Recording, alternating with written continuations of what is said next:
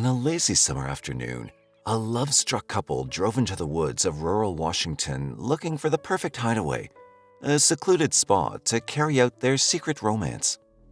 What they find is horror. They came across a log that was across the road. When they got out of the vehicle to move the log, they saw a body lying approximately 15 feet beyond that log. She was on her back. She was wearing a pair of bikini-style underwear, wearing a pair of knee-length socks, a pair of boots, and nothing else. Her blue jeans and clothing had been kind of strewn about.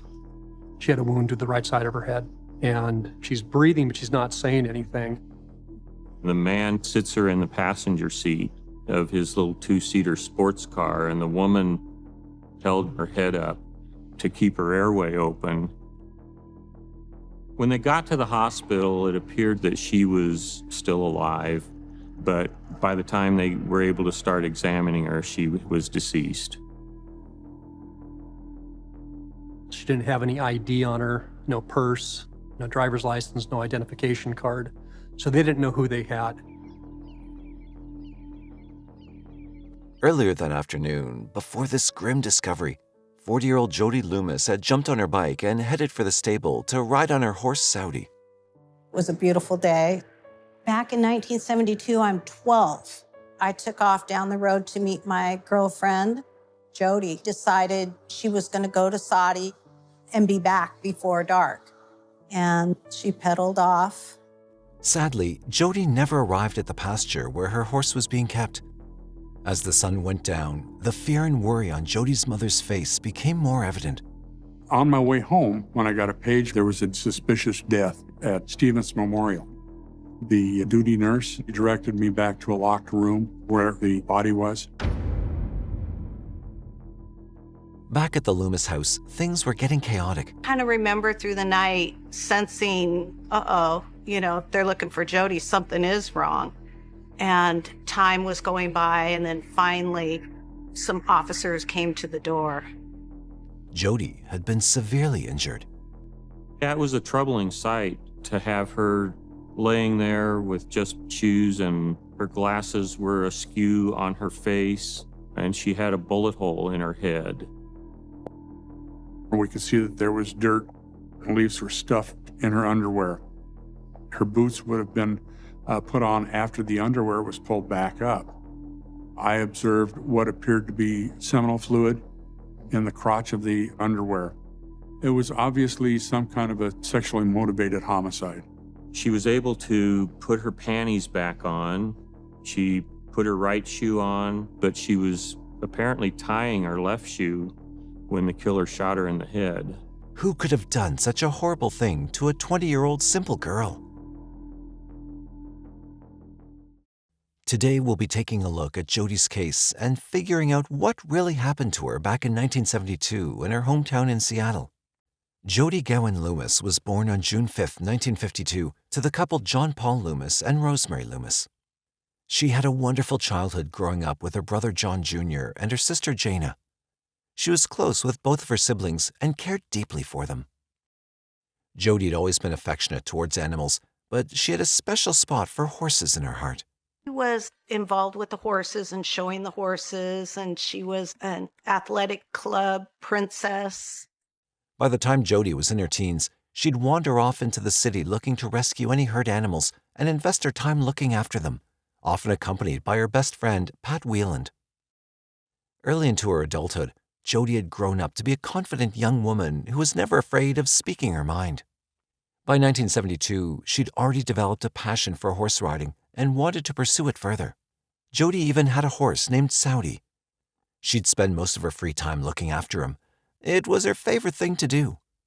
Since she couldn't keep Saudi at her house, she kept him at a stable nearby where she'd visit him as often as she could.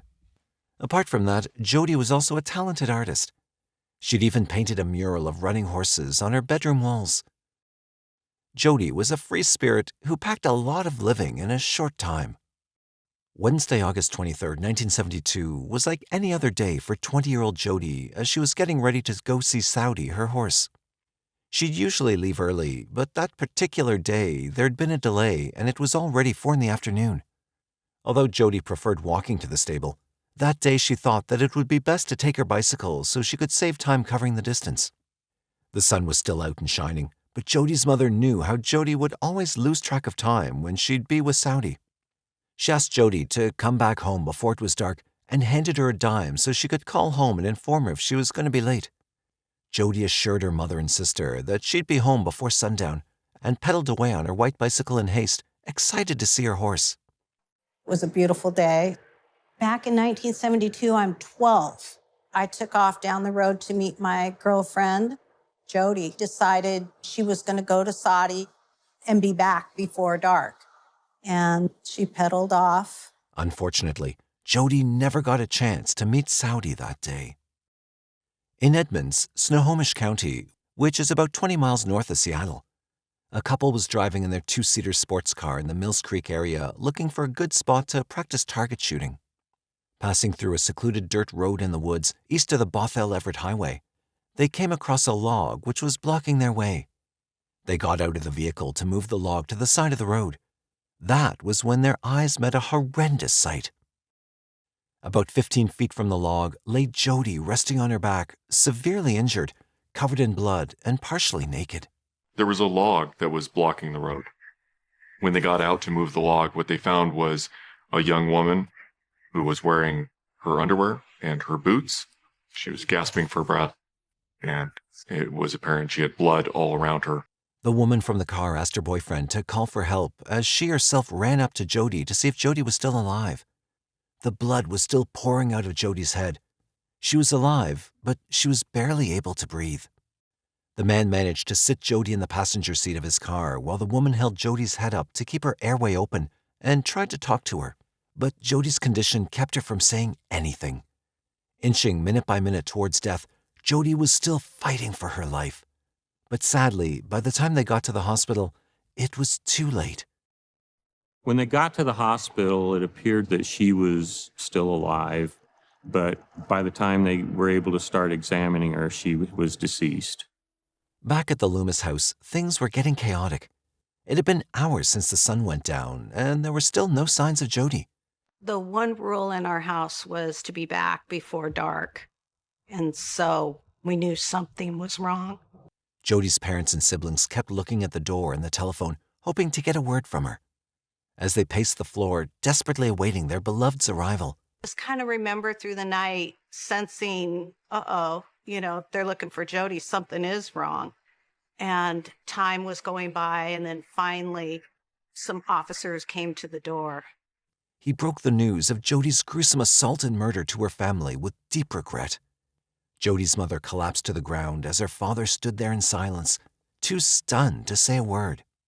Jana, Jody's sister, pulled herself together and tried to console her mother. I don't remember much after that. It's like everything went black. Detectives from Snohomish County Police Department arrived at the hospital to take a look at Jody's body and noted some terrifying details. At the time her body was discovered, she was wearing a pair of bikini-style underwear, a pair of knee-length socks, a pair of waffle stomper hiking boots she'd borrowed from her sister, and nothing else. That was a troubling sight to have her laying there with just shoes, and her glasses were askew on her face, and she had a bullet hole in her head. When the detectives arrived at the crime scene to search for any clues the killer might have left behind, they were let down. Nothing of much importance was discovered. Jody's blue jeans had been scrapped and were lying next to where she was found. A small distance away, detectives picked up the dime Jody's mother had given her earlier that day. Ken Christensen, the deputy coroner, examined Jody's body and made some observations. We could see that there was dirt and leaves were stuffed in her underwear. Her boots would have been put on after the underwear was pulled back up. I observed what appeared to be seminal fluid in the crotch of the underwear. It was obviously some kind of a sexually motivated homicide. Jody had a gunshot wound to the right side of her head. It was determined she'd been shot using a .22 caliber gun. Foreign bodily fluids were also retracted from Jody's body, which confirmed that she was a victim of assault. These bodily fluids were the only samples which contained Jody's killer's DNA, but since DNA testing technology was still in its developing stages, these samples weren't of any help back then. Hoping that they could be used in the future to identify the assaulter, these samples were preserved. Detectives worked tirelessly, looking at Jody's case file and searching for any clues, but all their attempts eventually led them to a dead end. Months passed, and with no new developments in Jody's case, the investigation lost its pace, directing Jody's case file towards the pile of many other unsolved cases. Almost 2 years went by, and Jody's killer's identity still remained a mystery.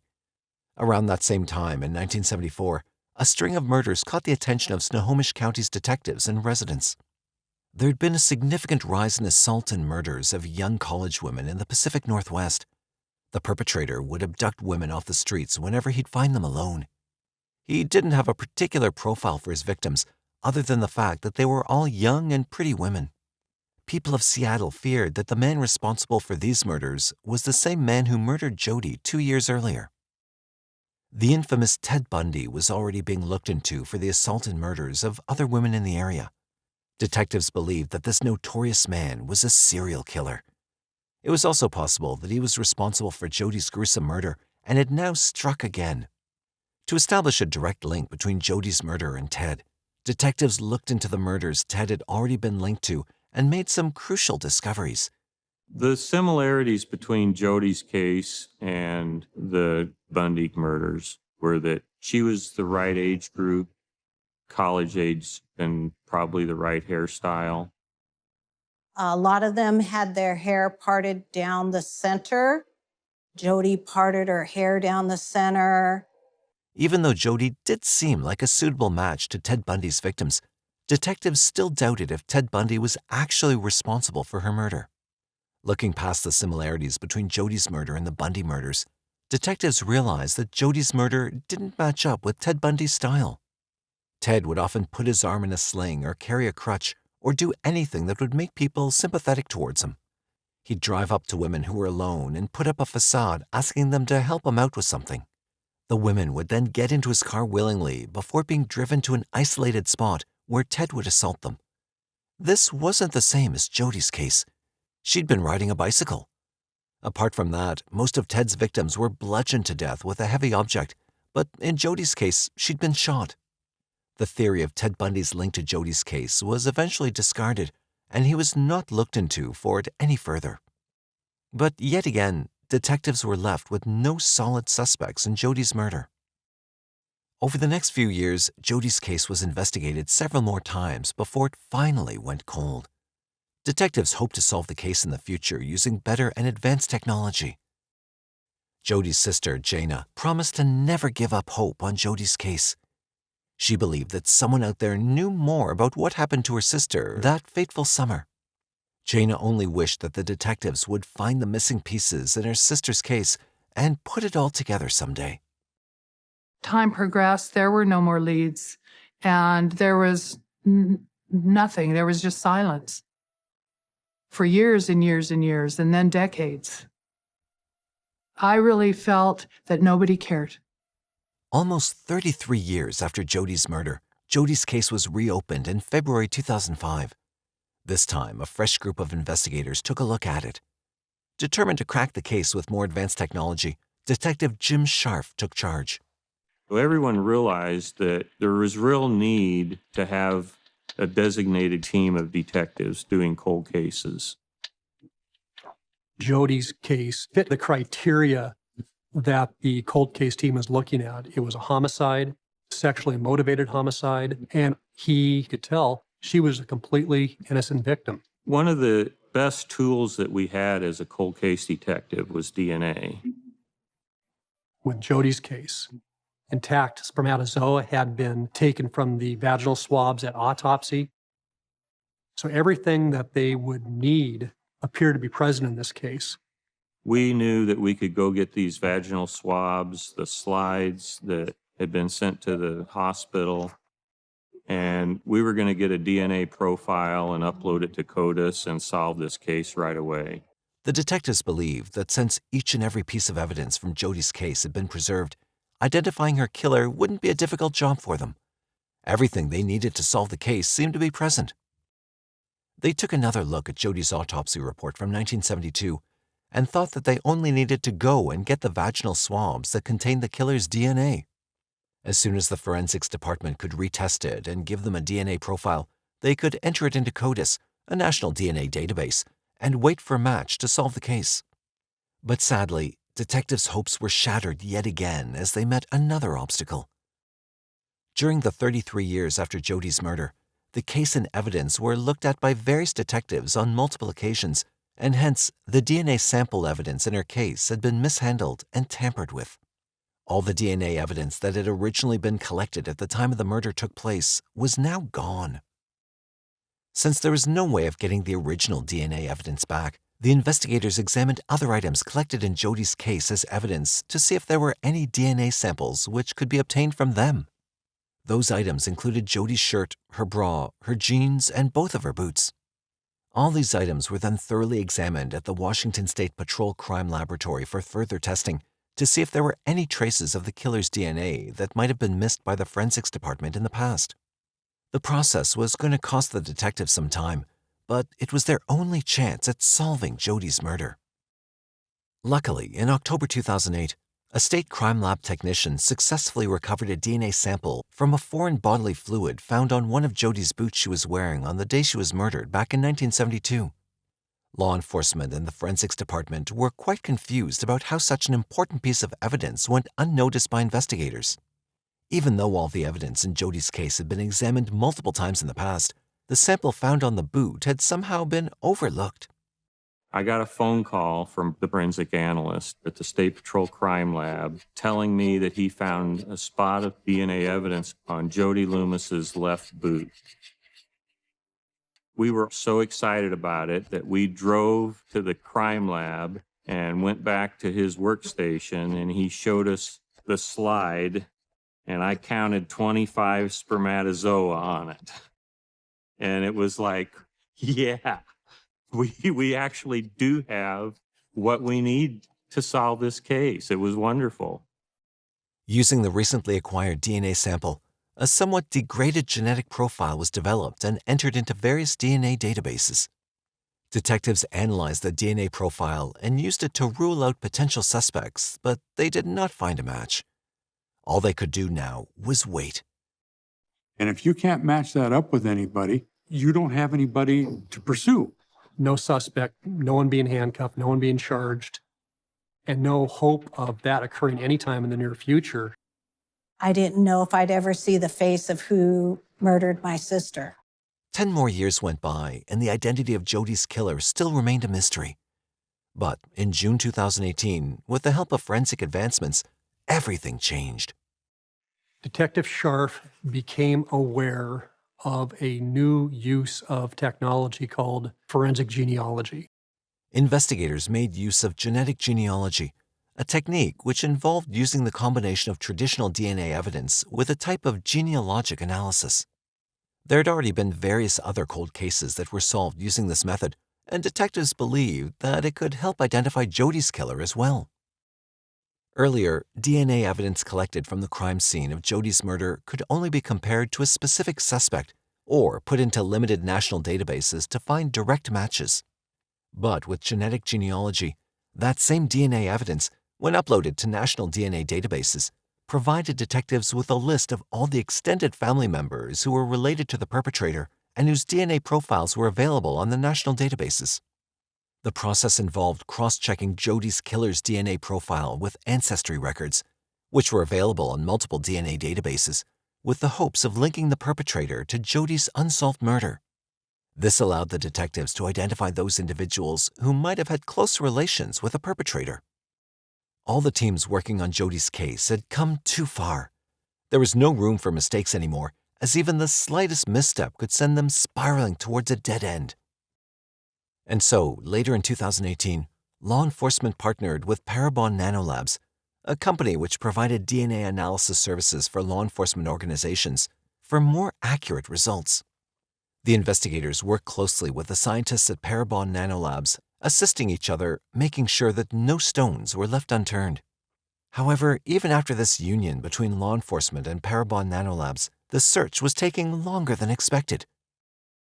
Detectives then turned to another genetic genealogist named Deb Stone, who hailed from Oregon. And finally, there was a break in the case. Deb was then provided with the DNA samples from Jody's case, and she was able to put together a family tree of the suspect based on the bodily fluid sample found on the heel of Jody's hiking boot. It was the same method which had been used to track down the suspect in the Golden State Killer case. And actually, she spent 58 hours over a 3-day period to come up with a son of Jaquetta and Albert Miller. Jaquetta and Albert Miller had 6 sons and 1 daughter. So now law enforcement had 6 males that one of them was likely the donor of that DNA. One had sexual criminal history, and that was Terrence Miller. At the time, he was running a ceramics shop with his wife and was living a peaceful life. That was about to change. When the detectives performed a background check on him, they uncovered some chilling details and learned that he had a questionable past. Terrence was born on December 26, 1941, and worked as a heavy equipment operator during most of his adulthood. He was originally from Edmonds, Washington State, which was about 17 miles from Seattle, Jody's hometown, and lived about 5 miles from where Jody's body was found. A couple of years after Jody's murder, he was arrested for and child molestation, but he got a deferred prosecution for going through counseling, so Terry didn't go to prison. So now that we knew that he was a sex offender, we started following Terrence Miller around. They've got to get a known sample of DNA from the suspect surreptitiously, so you're not alerting him, and then compare that to the original DNA sample. In order to arrest Miller and put him behind bars, detectives needed to confirm the match with him, which required a sample of his DNA. They couldn't simply approach him and ask for his DNA sample without a warrant, as it would alert him and buy him time to plan an escape. So, to get his DNA, undercover officers began secretly following Miller, keeping a close eye on all of his activities. Just over a week later, the crime lab contacted Scharf. It was a match to Jody Loomis's case. So at that point, we finally identified a killer after, 46 years. It was a real high point. On September 6, 2018, the crime lab contacted the Snohomish County Police Department, bearing the news that they'd been waiting to hear for years. As both of Jody's parents, John and Rosemary, had passed away, the news of Jody's killer being identified was shared only with her siblings, Jana and John Jr. The detectives confirmed that Jody and Miller did not know each other. At the time he murdered Jody, Miller was 30 years old. On April 10, 2019, Miller was arrested and charged with first-degree murder. And during his initial days behind bars, he made some incriminating phone calls. He made a number of phone calls to his wife. Every phone call is recorded. He had made comments to the effect that, I'm going to jail. They've got me. They got the DNA. After a wait of more than a year, Miller's trial finally began on October 26, 2020. Laura Martin, the public defender for Miller, stated that her client was an innocent man being framed for a crime he didn't commit. She even raised questions regarding the integrity of the DNA evidence against Miller in the case. However, the jury, in response to Laura Martin's comments, rejected her arguments when Craig Matheson from the prosecution, who led the violent crime unit for the Snohomish County Prosecutor's Office, stated that the evidence had been gathered through years and years of detailed investigation and that its credibility was indisputable. He added that the DNA evidence and the process through which the state crime lab examined and ultimately analyzed this DNA evidence was fully litigated in front of the jury, and the jury found the evidence compelling enough to put Miller on a murder trial. The prosecution brought up another suspicious incident which added onto the pile of evidence against Miller. In November 2018, when 2 undercover detectives visited the ceramics business that Miller ran with his wife out of their garage, they found a 7-month-old newspaper buried under a pile of some documents on a table. At first, it seemed like any other newspaper, but the headline on it caught the detective's attention. The headline was about an arrest made in another cold case, where a young couple from British Columbia was murdered in Snohomish County back in 1987. By this, the prosecution implied that Miller was keeping tabs on how the detectives were tracking down killers from cold cases and what technologies they were using to solve them. Laura Martin contested the allegation, stating that the presence of the newspaper was nothing but an odd coincidence. 11 days later, on Friday, November 6, 2020, Miller and his defense maintained innocence in closing arguments. Everyone was anticipating the verdict that would be announced Monday, November 9, 2020, after the jury's deliberation. Miller's bail was set at $1 million, but the previous year, in 2019, he paid 10% of it with the help of a bail bonds company and enjoyed the comforts of home. The judge had ordered him to surrender all his weapons, and he was being supervised by a private electronic home monitoring company. The day of the verdict finally arrived, and everyone was headed towards the Snohomish County Superior Court, but Miller was nowhere around. Just before 10 a.m. on Monday, November 9, 2020, detectives in Edmonds, Washington received a call reporting a self-harm incident. The call came from one of Miller's family members. When they responded to the report and arrived at the scene, they found the body of 78-year-old Terrence Miller. It seemed that Miller had taken his own life, but the true nature of Miller's death couldn't be confirmed initially without being fully investigated. That same day, the jury was made aware of Miller's death. However, they decided to proceed with the trial and began deliberating. About 3 hours later, despite a defense motion to dismiss the case due to the defendant's death, the jury found Miller guilty of the first-degree murder of Jody Loomis. On Tuesday, November 10, 2020, the county medical examiner confirmed that Miller had taken his own life. While everyone felt that Miller took the coward's way out and escaped justice, Laura Martin, Miller's public defender, emphasized how Miller's death gave the jury an escape from a lengthy trial by deciding on a verdict on tainted evidence. She still defended Miller, calling his death a tragedy, stating that he was an innocent man. In a press conference, prosecutor Craig Matheson said that Miller's death was unforeseeable, and the authorities deeply regretted the way this case came to an end. However, he was content that the world got an answer, even though Miller was not around anymore and didn't get the punishment he deserved. Both of Jody's parents never got a chance to see their long-gone daughter's killer being identified. John, Jody's father, died on March 3, 2005 at the age of 83, and Rosemary, Jody's mother, died on January 25, 2019 when she was 91. Jody's surviving family members were informed of Miller's death, and their reaction was stoic. They felt that Miller escaped justice and would never have to pay for his crimes now. There was no justice when that trigger was pulled.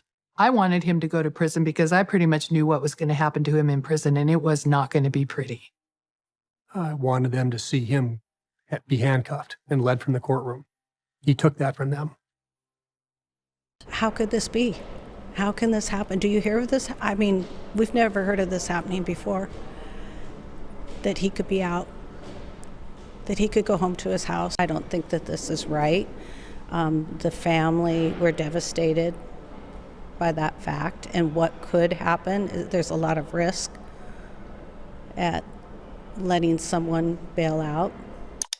Jana, Jody's sister, remembered how even though she and her family knew that Jody would never return home, they still left Jody's room as it was for a very long time. Her room was all they had left of her. She had her whole life ahead of her. It was just taken away, just taken away. And we live with that every day. But knowing that their beloved Jody's killer had been identified and that he'd not be able to hurt anyone now brought a little amount of closure to the Loomis family. Do you really think that Miller was keeping himself updated with current techniques and technologies being used by law enforcement? Or was the newspaper being found in his garage simply a coincidence? Had the original DNA samples in Jody's case been handled with care, do you think Miller would have been caught earlier and we'd have a different ending to this story? Let us know your thoughts. We'd love to hear from you. If there's a case you'd like us to cover, don't hesitate to drop your recommendations in the comment section below. For more captivating true crime stories, like, share, and subscribe to our channel.